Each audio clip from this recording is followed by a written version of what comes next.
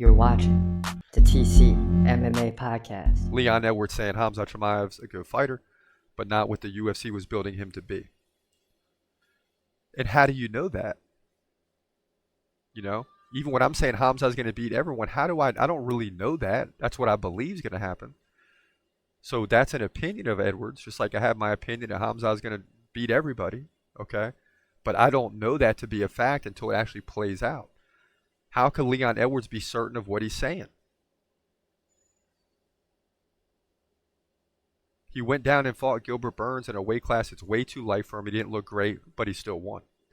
He went in there with Usman, who did move up. Usman didn't look great, but he didn't have to cut weight. So he was feeling good and strong and fought well. And Khamzat hurt his hand pretty darn bad in the first round after absolutely dominating Usman on the ground. Absolutely dominate him on the ground. So, and then all of a sudden the fight changes in the second and third round. So you're like, obviously something happened, right? You want to be led to believe that while you're watching it live that, oh, Khamzat doesn't look that good. Well, something clearly changed. How do you go from dominating a guy in round one on the ground, completely taking one of the best takedown defense specialists in the world out of the fight as a striker and take him down because you're dominating him? And then something changed to where you can't land takedowns in the second and third round now, and you're forced into a striking battle with a guy in Usman that you don't necessarily want to do that with, because it's going to be a lot easier to beat him on the ground if you could just manhandle him. And then he couldn't do that in the second and third round, not because he just couldn't do it skillfully, but because there was underlying factors. So this is what I repeat. How does Leon Edwards know what he's talking about? It's crazy. And Sean Strickland saying, hey, I could have fought Khamzat, but instead I picked Costa. Man, come on, man. Come on, man. That's just crazy. Oh, my God, bro. What are you talking about? Paulo Costa? Who is Paulo Costa? When was the last time he fought? Is he even relevant right now until he gets a big win over somebody? Will he ever be relevant again? We don't know. You're meaning to tell me you'd rather fight Paulo Costa over Khamzat? The chance to end the hype train and do everything that you guys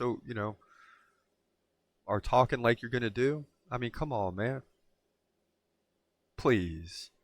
Please.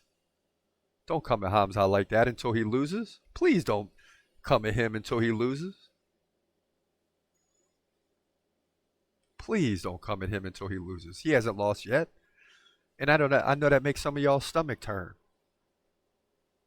It makes your stomach turn. Because you want to say, yeah, Burns beat him and he looked terrible against Usman. Usman should have won that fight on the judges. Okay. But Khamzat won the fight. And that just makes some of y'all's stomach churn.